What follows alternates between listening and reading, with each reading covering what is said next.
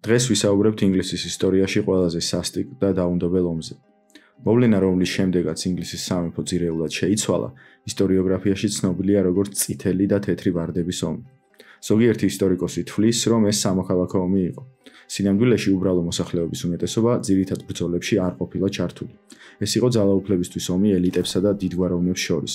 ამ დაპირისპირებას, როცა ის დაიწყო, ვარდების ომს არავინ ეძახდა. ეს ტერმინი პირველად გვხვდება შექსპირის ტრაგედიაში სახელად ჰენრი მე-6. იგი ფართოდ დამკვიდრდა ისტორიოგრაფიაში და მას შემდეგ იორკებსა და ლანკასტერებს შორის კონფლიქტს მოიხსენიებენ როგორც ვარდების ომს. გამარჯობა, მე ვარ აჩი და ეს არის რატომ სოიერი. ამ ვიდეოში ინგლისის სამეფო კარის თამაშებზე, ვარდების ომზე მოგიყვებით. თქვენ კი არხის გამოწერა და ვიდეოს დალაიქება არ დაგაუწყდეთ.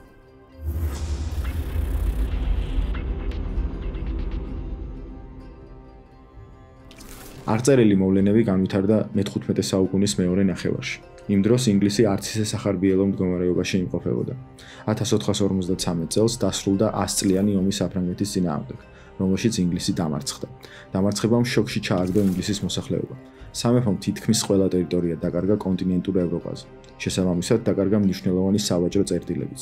კატასტროფულ მდგომარეობაში იყო ეკონომიკა, ხაზინა კი ცარიელი, რადგან ყველა სახსრები საფრანგეთთან ომს მოხმარდა.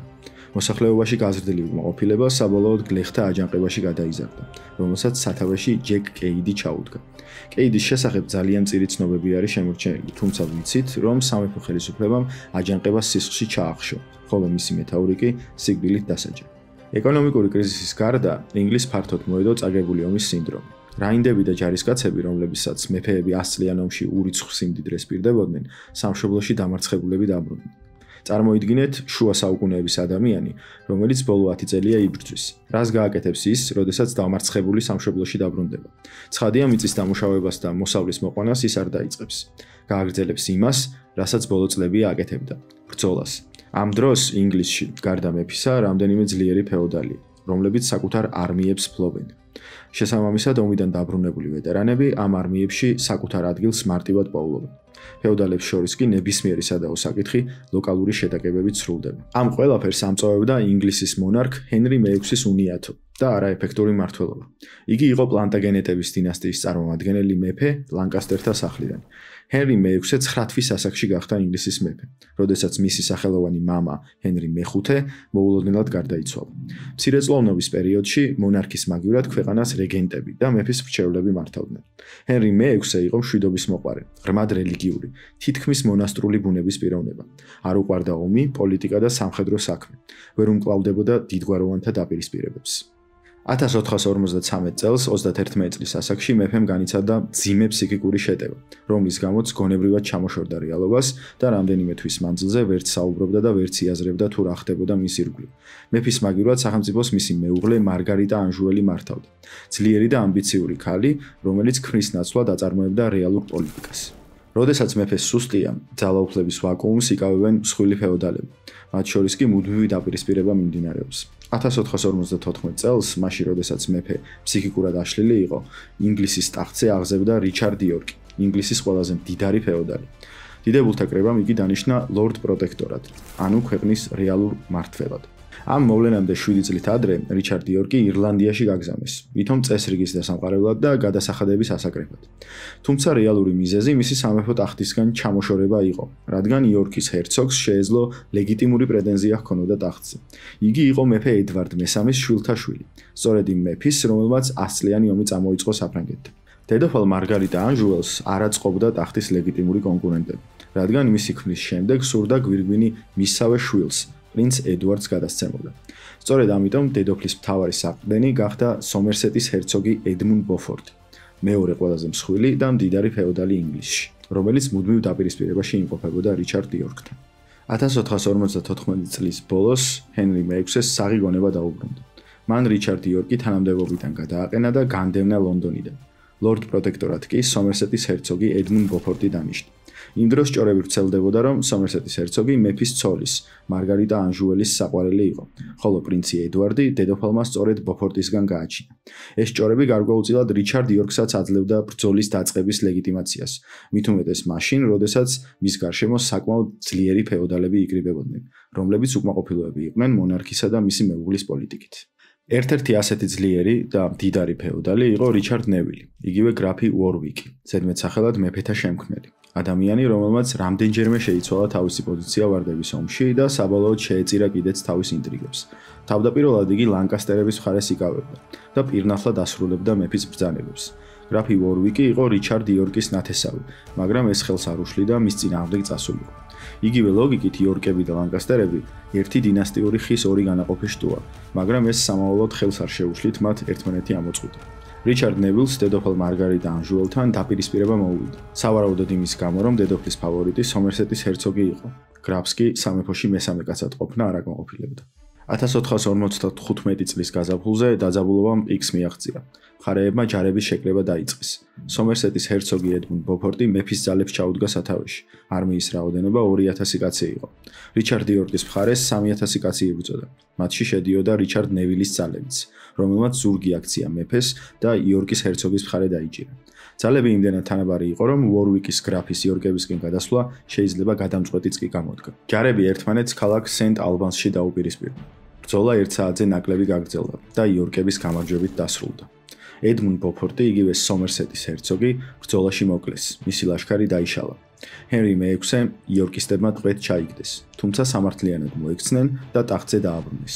რიჩარდ იორკი კი ინგლისის პარლამენტმა კვლავ ლორდ პროტექტორად დაამტკიცა. სენტ ალბანსის 1 საათიანი ბრძოლა მხოლოდ დასაწყისი იყო იმ დიდი ომის, რომელიც თეთრ და წითელ ვარდებს შორის შემდგომი ათეული წლები გრძელდებოდა. სენტ ალბანსის ბრძოლის შემდეგ ლანკასტერებს მძიმე პერიოდი დაუდგათ. მათი მომხრეების ნაწილი იორკების მხარეს გადავიდა, ნაწილი კი სიკვდილით დასაჯეს. თუმცა დედოფალ მარგარიტა ანჟუელის ეფექტურმა პოლიტიკამ კვლავ იმუშავა. მან ისევ მოახსნევინა რიჩარდ იორკი და ამჯერად ტახტის მოღალატედ გამოაცხადა. 1460 წელს ნორთემპტონის ბრძოლაში უორვიკის გრაფმა რიჩარდ ნევილმა სასტიკი მარცხი აგემა ლანკასტერებს და მეორედ დაატყვევა მეფე ჰენრი მე-6. იგი ამჯერად ლონდონის ტაუერში გამოკეტეს, ხოლო რიჩარდ იორკმა თავი ტახტის მემკვიდრედ გამოაცხადა. დასუსტებული ლანკასტერები ამ ფაქტთან შეგუებას არ აპირებდნენ. დედოფალი მარგარიტა ანჟუელი თავის შვილთან ერთად შოტლანდიაში გაიქცა. შოტლანდიელებმა მას დახმარება დიდი სიამოვნებით აღმოუჩინეს. 1460 წლის ბოლოს სკოტების არმიასთან ერთად დედოფალი ინგლისში ბრუნდება. მათთან საბრძოლველად რიჩარდ იორკი გაიმართა თავის რაზმთან ერთად, თუმცა ძირითადმა ძალებმა ვერ მიუსწრეს, ამიტომ იორკის ჰერცოგმა მცირე გარნიზონთან ერთად სენდალის ციხესიმაგრეს შეაფარა თავი. მას მალე შეატყობინეს, რომ მარგარიტა ანჟუელი დიდი ძალებით ციხესიმაგრისკენ მოემართებოდა. თუმცა აქ მოხდა უცნაურზე უცნაური რამ, რომლის დაზუსტებული მიზეზიც დღემდე უცნობია. რიჩარდ იორკი, ადამიანი, რომელიც ნამდვილად არ იყო სულელი და სამხედრო გამოცდილებაც საკმარისზე მეტი ჰქონდა, ოვებს სენდალის ციხესიმაგრეს თავის მცირერიცხოვან გარნიზონთან ერთად. 1460 წლის 30 დეკემბერს რიჩარდ იორკი ვეიქფილდის ბრძოლაში დედოფლის სამხედრო ძალებთან, რომლებიც რიცხობრივად რამდენჯერმე აღემატებოდნენ მას, სასტიკად მარცხდება. იორკის ჰერცოგს ბრძოლაში კლავენ, თავს კვეთენ, ციხესიმაგრის კარიბჭეზე მიაჭედებენ, ხოლო მოკვეთილ თავზე ქაღალდის გვირგვინს დაამაგრებენ. ჰერცოგთან ერთად სიკვდილით სჯიან მის 17 წლის ვაჟიშვილსაც, რომელიც რიჩარდს ბრძოლაში თან ახლდა. რიჩარდ იორკის ისტორიული ფიგურა არის სამეფო კარის თამაშების ერთ-ერთი მთავარი გმირის ედერდ სტარკის ინსპირაცია. ზოგადად ჯორჯ მარტინი შუა საუკუნეების ინგლისის ისტორიის სპეციალისტია და ბევრი პარალელი და ალუზია აქვს თავის ნაწარმოებში გამოყენებული. რიჩარდ იორკის სიკვდილის შემდეგ ლანკასტერებისთვის თითქოს ყველაფერი მოგვარდა. მთავარი მტერი და ანჯაყების წამომწყები სამაგალითოდ დასაჯეს. თუმცა რიჩარდ იორკს დარჩა 3 ვაჟიშვილი. ედვარდ იორკი, რიჩარდის უფროსი ვაჟი და მისი მემკვიდრე, შუათანა ვაჟი ჯორჯი, იგივე კლარენსის ჰერცოგი და უმცროსი ვაჟი, ამ სამთაგან ყველაზე ცნობილი ადამიანი, რომელზეც უამრავი ლეგენდა არსებობს და კიდევ უფრო მეტი ფილმი გადაიღეს, რიჩარდ გლოსტერი. მათ მხარეს ძალაუნებურად დარჩა ჩვენთვის კარგად ნაცნობი მეფეთა შემქმნელი, უორვიკის გრაფი რიჩარდ ნევილი. მან ერთხელ უკვე უღალატა ჰენრი მე-6-ს და ლანკასტერების მხარეს გადასვლის შანსი აღარ ჰქონდა. ამიტომ იგი ძალაუნებურად ამბოხებულთა მხარეს დარჩა. აჯანყებულთა კოალიციის სათავეში დგება უფროსი ვაჟი ედვარდ იორკი, რომელმაც თავი მეფე ედვარდ მე-4-ად გამოაცხადა.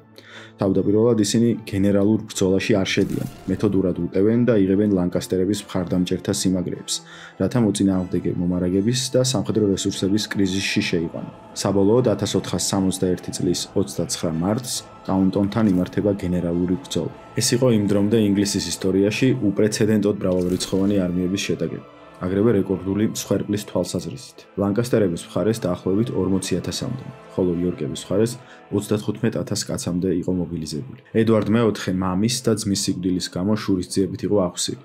მხარეები ერთმანეთს უბრალოდ არ ინდობდნენ. ბრძოლა 11 საათის მანძილზე თოვლში, ყინვასა და ძლიერ ქარში მიმდინარეობდა. სხვადასხვა წყაროების ცნობით ორივე მხრიდან დანაკარგებმა 30,000-მდე შეადგინა.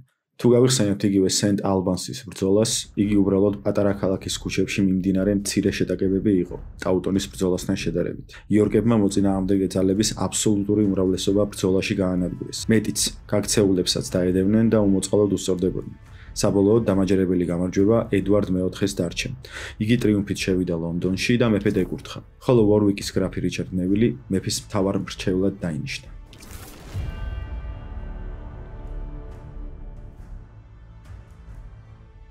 ტაუტონის ბრძოლის შემდეგ ლანკასტერები თითქოს საბოლოოდ ჩამოიშალდნენ.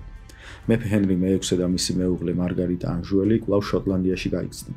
დროდადრო კრებდნენ მცირე არმიებს და ცდილობდნენ იორკების ძალაუფლების შერყებას. ერთ-ერთი ასეთი შეტაკების დროს 1465 წელს მეფე ჰენრი მე-6 კვლავ ტყვედ აიყვანეს და ტაუერში გამოგედეს. ძალაუფლების დაბრუნების შანსი არცად ჩანდა. არც გამოჩნდებოდა, რომ არა დაპირისპირება იორკების ბანაკში. ედვარდ მეოთხეს უთანხმოება მოსდის მის მთავარ მრჩეველთან, რიჩარდ ნევილთან. უთანხმოების მიზეზი გახდა მეფე ედვარდის მოულოდნელი და მრჩევლებთან შეუთანხმებელი ქორწინება ელიზაბეთ ვუდვილზე, რომელიც არ იყო სამეფო წარმომავლობის. ვუდვილები საშუალო გაქანების ფეოდალები იყვნენ. რიჩარდ ნევილს სურდა, რომ ედვარდ მეოთხეს ცოლად საფრანგეთის პრინცესა შეერთო. თუმცა მეფემ უარი განაცხადა ამაზე, რადგან თავის მხრივ არ სურდა ბურგუნდიელებთან დიპლომატიური ურთიერთობის გაფუჭება. საიდუმლო ქორწინების შემდეგ ვუდვილები საგვარეულო ტახტზე დაწინაურდნენ. მათ ადვილად შეძლეს რიჩარდ ნევილის მომხრეების განდევნა. თავად გრაფი თანამდებობიდან გადადგა, რადგან გრძნობდა მეფესთან სიახლოვეს და ძალაუფლებას კარგავდა. ამის შემდეგ გრაფი ვორვიკი უდიდეს ავანტურაზე მიდის. ერთი მხრივ იგი გაურიგდება მეფის ძმას, ჯორჯ კლარენსს და ედვარდის წინააღმდეგ განაწყობს. დობის მოსაპოვებლად მეფეთა შემქმნელმა კლარენსის ჰერცოგს თავისი ქალიშვილი მიათხოვა. მეორე მხრივ რიჩარდ ნევილი უკავშირდება დედოფალ მარგარიტას და თავის მეორე ქალიშვილს აქორწინებს ჰენრი მე-6-ისა და დედოფლის ვაჟიშვილზე, პრინც ედვარდ ვესტმინსტერელს. მოკლედ რიჩარდ ნევილმა თავისი პოზიცია ყოველ მხრივ გადააზღვია. დინასტიური კავშირი დაამყარა როგორც ლანკასტერებთან, აგრეთვე იორკებთანაც. 1470 წელს ვორვიკის გრაფი ჯორჯ კლარენსი და დედოფალი მარგარიტა ანჟუელი გაერთიანებული ჯარებით ლონდონისკენ დაიძრნენ. ედვარდ მეოთხე მიხვდა, რომ ძალთა თანაფარდობა მტრისკენ იხრებოდა და ფლანდრიაში გაიქცა, ახლანდელი ბელგიის ტერიტორიაზე. ლანკასტერებმა ძალაუფლება აღიდგინეს. ინგლისის მეფე კვლავ ჰენრი მე-6 ხდება, ხოლო რიჩარდ ნევილი ამჟამად ახალი მეფის მთავარი მრჩეველი. მეფის მოღალატე ძმა ჰერცოგი კლარენსი იაზრებს, რომ მისი ადგილი ახალი მეფის გარემოცვაში აღარ რჩება. სულ ცოტაც და მას თავს წააგდებინებენ. იგი უკავშირდება თავის ძმას მეფე ედვარდ მე-4-ს და შერიგებას თხოვს. ედვარდის სიამოვნებით თახტდება მოღალატე ძმის წინააღმდეგას, რადგან მას ძალიან სჭირდება ძალები ტახტის დასაბრუნებლად, თუმცა ბოლომდე მაინც არ ენდობა მას. ფლანდრიაში ედვარდს ბურგუნდიის ჰერცოგი შარლ გულადი ეხმარება იარაღით და სურსათ სანოვაგით. ბურგუნდიის ჰერცოგს ედვარდის და ჰყავდა ცოლად. ტახტის დაკარგვიდან ერთ წელიწადში 1471 წელს ედვარდ მე-4 სამშობლოში ბრუნდება. მეფე უერთდება თავის მოღალატე ძმას, მის ერთგულ ფეოდალებს და ერთობლივად დაიძრებიან ლონდონისკენ. დედაქალაქის მოსახლეობა პანიკაშია. მათი სურვილია ლანკასტერებმა ქალაქი დატოვონ, რათა ლონდონისკენ მარშირებულმა ძალებმა ქალაქი არ გადაწყვეტ. საბოლოოდ ბრძოლა 14 აპრილს ბარნეტთან მოხდა. ლანკასტერების მხარეს 10,000 კაცი იბრძოდა. იორკებს კი 8,000 კაციანი არმია უმაგრებდა ზურგს. იორკების ლაშქრის ცენტრს ედვარდ მე-4-ს არდლობდა. უნდობლობის გამო მასთან ახლოს იდგა მისი ძმა ჯორჯ კლარენსი. თავისი ძალებით მარჯვენა ფლანგს სარდლობდა მესამე ძმა რიჩარდ გლოსტერი, ხოლო მარცხენა ფლანგს ლორდი ჰასტინგსი. ლანკასტერების არმიის ცენტრში ვორვიკის გრაფის შენაერთები იდგნენ. მარცხენა ფლანგი ექსეტერის ჰერცოგს ჰქონდა ჩაბარებული, მარჯვენა ფლანგს კი ოქსფორდის გრაფის არდლობდა. ველზე ძლიერი ნისლი იყო ჩამოწოლილი, რაც მეტად აძნელებდა ბრძოლას. საბოლოო გამარჯვება იორკებს დარჩათ. ლანკასტერების სარდალი რიჩარდ ნევილი, იგივე მეფეთა შემქმნელი, იორკებმა ბრძოლაში მოკლეს. გადარჩენილმა ძალებმა უკან დაიხიეს. ბარნეტის ბრძოლიდან ერთ თვეში 4 მაისს საბოლოო შეტაკება მოხდა ლანკასტერების დარჩენილ ნაწილებსა და მეფე ედვარდ მე-4-ის ჯარებს შორის.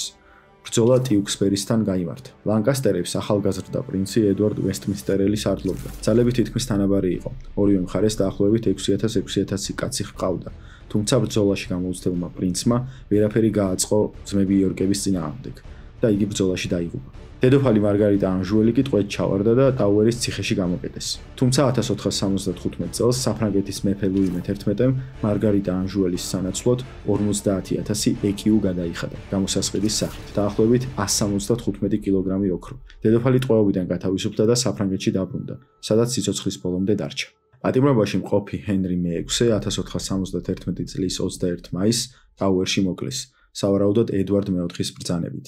მეფემ ტახტი დაიბრუნა. ირგვლივ ძლიერი კონკურენტებიც აღარ დარჩა, თუმცა მას არ დავიწყებია თავისი ძმის, ჯორჯ კლარენსის ღალატი. კლარენსის ჰერცოგი სამსჯავროზე წარსდგა და ძველი ცოდვებისთვის მას სიკვდილი მიუსაჯეს. ედვარდ მე-4-მ საშუალება მისცა ძმას სიკვდილით დასჯის მეთოდი თავად აერჩია. არსებობს ლეგენდა, რომ კლარენსის ჰერცოგმა სასჯელად ღვინით სავსე კაცრში დახრჩობა მოითხოვა და მეფემაც ძმის მოთხოვნა პირნათლად შეასრულა. მეფე ედვარდ მე-4 მართავს ინგლისის სახელმწიფოს 1483 წლამდე. მას 3 ვაჟიშვილი შეეძინა, რომელთაგანაც ერთი ჩვილობაში დაიღუპა, თუმცა ტახტის მემკვიდრედ განიხილებოდა მისი უფროსი შვილი, პრინცი ედვარდი. მეფეს გვერდით ჰყავს მისი ძმა რიჩარდ გლოსტერი, რომელმაც ყველა მნიშვნელოვან ბრძოლაში უერთგულა მონარქს და ეჭვის საბაბიც კი არ მიუცია მისთვის. ყველა მისი მტერი დამარცხებულია, ტახტზე პრეტენზია არავის აქვს და ყველაფერი კარგად არის. 1483 წელს ედვარდ მე-4 მოულოდნელად იღუპება. სიკვდილამდე ბოლო თვეების მანძილზე მეფის ჯანმრთელობა მკვეთრად გაუარესდა. სავარაუდოდ მას იმ დროისთვის რთულად განკურნებადი დაავადება დაემართა. მამის სიკვდილის შემდეგ უფროსი ვაჟი ხდება მეფე ედვარდ მე-5. თუმცა რახანის ჯერ კიდევ 12 წლის იყო, გვირგვინი ვერ დაადგეს. სწორედ ამიტომ სამეფოს მმართველი და ლორდ პროტექტორი მეფის ანდერძის შესაბამისად მისი ძმა რიჩარდ გლოსტერი ხდება. მას უკვე საკმაოდ ძლიერი ფრაქცია ყავს პარლამენტში და მისი გავლენები დღითი დღე იზრდება. მისი მთავარი დასაყრდენი გახდა დიდარი ფეოდალი ჰენრი სტეფორდი, იგივე ბუკინგემის ჰერცოგი. სწორედ ამ დროს რიჩარდ გლოსტერი იწყებს ინტრიგების ხლართვას თავისი ძმის ოჯახის წინააღმდეგ. პირველ რიგში იგი არალეგიტიმურად აცხადებს პრინცი ედვარდის პრეტენზიას ინგლისის ტახტზე და ამბობს, რომ დედოფლისა და მეფის ქორწინება არაკანონიერი იყო, რადგან მაშინ თავის დროზე მეფე ედვარდ მე-4 ოფიციალურად სხვა ქალზე იყო დაქორწინებული. რიჩარდმა მეფის ორივე შვილი ტაუერში გამოკეტა, ხოლო დედოფალმა ელისაბედმა გაქცევით უშველა თავს. ტაუერში გამოწყდებიდან რამდენიმე თვის შემდეგ ერთ დღესაც ორივე პრინცი უჩინარდება.